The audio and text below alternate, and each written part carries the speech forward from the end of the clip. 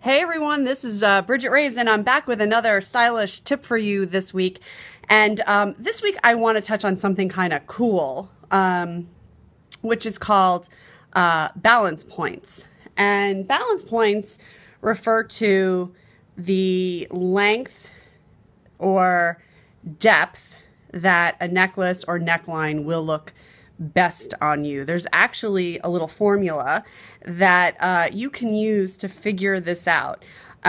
If you've ever put a neckline on or a top on and you're like, the neckline just is off. If it was an inch longer or a half inch higher, it would just, something would look right. I don't know why. Or, I feel like if this necklace was a little bit longer, it would be perfect. Or you want to add an extender to a necklace. There's a reason for this. Your assumption is correct. But often I like to answer the whys of fashion, because I really believe that when a woman understands why something works or why something doesn't, she's able to make informed choices. So there's actually this book. It's called The Triumph of Individual Style. It's an old book. It's not a bad book. I don't even know if it's in print anymore. And I bring it up because I can't take complete credit for what are called balance points. But it's actually, I think, in this book, it references this. And it's actually quite brilliant. It's a way to figure out the best lengths of necklaces as well as the best depths for necklines. And there's a very easy way for you to figure this out. And this is what these are balance points. So, I want to do this as a video because I've explained this many times in writing. It's sometimes a little bit tricky. So, in order to figure out your best balance points for like I said, necklines and necklaces, you find two measurements on your face. The first balance point is done by taking the visual length of your face. Now, you don't have to be exact.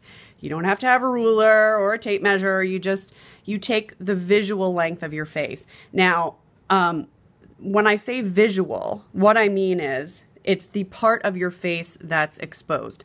So if you have really heavy bangs, let's say, and your forehead is completely concealed, the forehead is not considered the visual part of your face. Someone like me who has sort of sweepy bangs, I would probably take somewhere around here. You take from that point to your chin, okay? That is the visual length of your face. You then take that exact amount and you repeat it from your chin to your point on your chest. So let's see if mine's showing. So it's somewhere around here. That is the first balance point. So it's a mirror image of the visual length of your face. If you notice, that's ending right where my neckline's ending. It's ending where most longer, not long necklaces will end, or necklines will usually end on someone's body.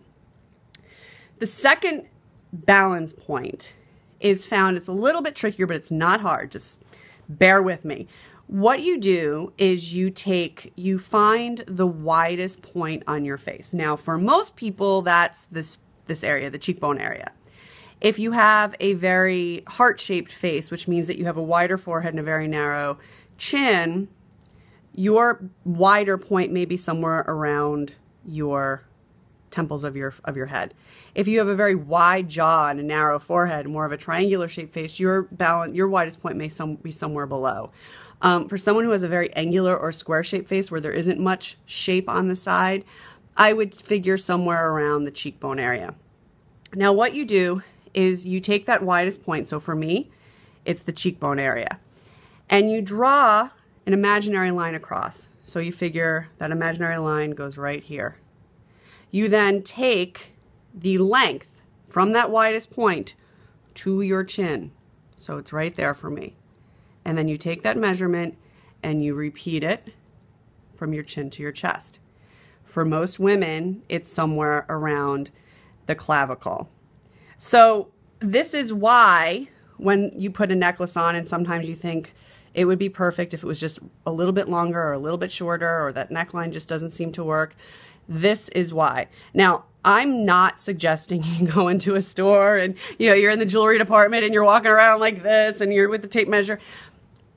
What's interesting is that most women can visually see that something's off. We don't necessarily understand why. And that's why I'm telling you this. It's for you to go, oh, now I know why when this happens, why it looks like this. And it's kind of an interesting thing to do for yourself. So, it's something to know.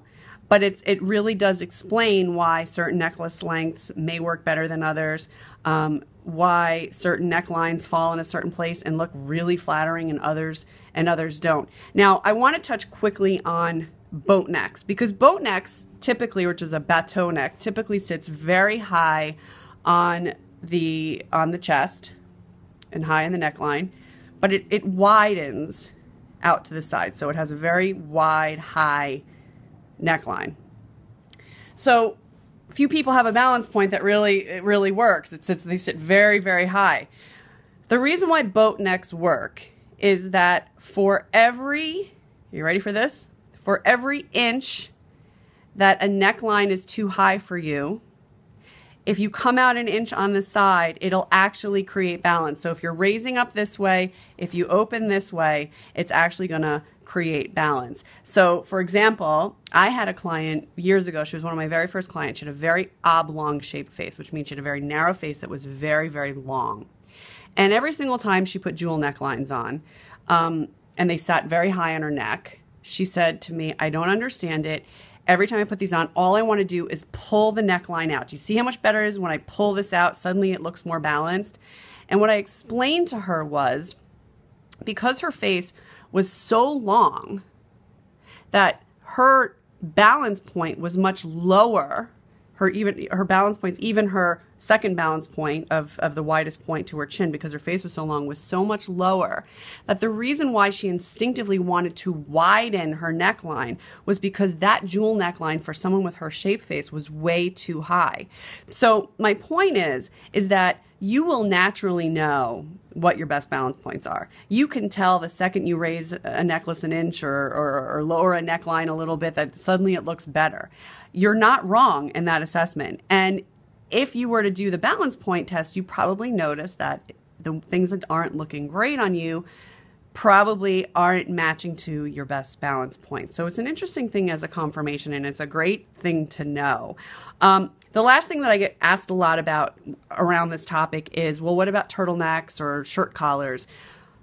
There's a big difference between a neckline and a collar. That has nothing to do with balance points. Collars are different than necklines.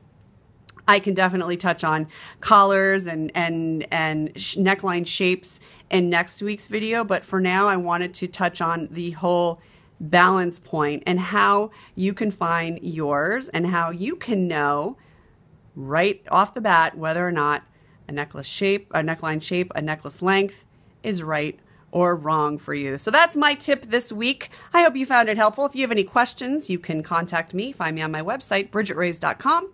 On Facebook, it's facebook.com/Bridgette Ray's Style Expert. Twitter, Instagram, Pinterest, it's all at Bridgette Ray's. I always love touching base with you. I will see you next week, and have a great rest of this week.